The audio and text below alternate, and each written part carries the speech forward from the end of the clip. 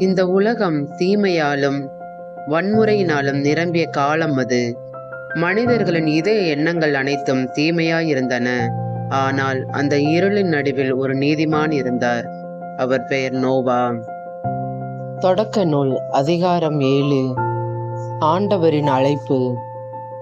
ஆண்டவர் நோவாவிடம், நீயும் உன் குடும்பமும் பேழைக்குள் செல்லுங்கள். இந்த தலைமுறையில் நீதிமானாய் நான் கண்டவன் நீர் ஒருவனே. உன் மனைவி, உமது பிள்ளைகள், அவர்களது மனைவிகள் அனைவரும் பேழைக்குள் செல்லுங்கள். அனைவரும் கீழ்ப்படிந்தார்கள். கீழ்ப்படிதல்தான் இரட்சிப்பின் வாசல். விலங்குகள் பேழைக்குள். ஆண்டவரின் கட்டளைப்படி தூய விலங்குகள் 7 ஜோடிகள், தூய்மையற்ற விலங்குகள் 1 ஜோடி, பறவைகள் இனத்தின்படி அனைத்தும் பேழைக்குள் வந்தன.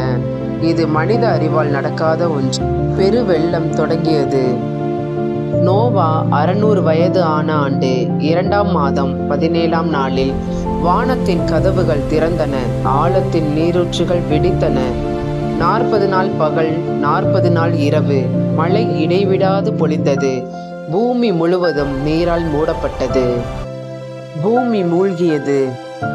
உயர்ந்த மலைகளும் மறைந்தன. உயிருள்ள அனைத்தும் அழிந்தன.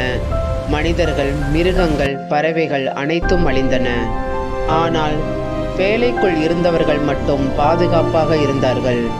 தேவனின் பாதுகாப்பு. நீர்மட்டம் 150 நாட்கள் பூமியில் உயர்ந்திருந்தது. பேழை நீரில் மிதந்தது. அந்த பெருவெள்ளத்தின் நடுவிலும் ஆண்டவரின் கை நோவாவை பாதுகாத்தது. தீர்ப்பு இருந்தாலும் அருள் மறக்கப்படவில்லை. சிந்தனை. இந்த அதிகாரம் நமக்கு சொல்லும் பாடம். உலகம் எவ்வளவு தீமையாய் இருந்தாலும் நீதியாக வாழ முடியும்.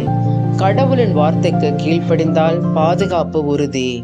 தீர்ப்பு உண்மை, இரட்சிப்பு அதைவிட உண்மை. நோவாவைப் போல நாமும் விசுவாசமாக வாழ முயற்சிப்போம்.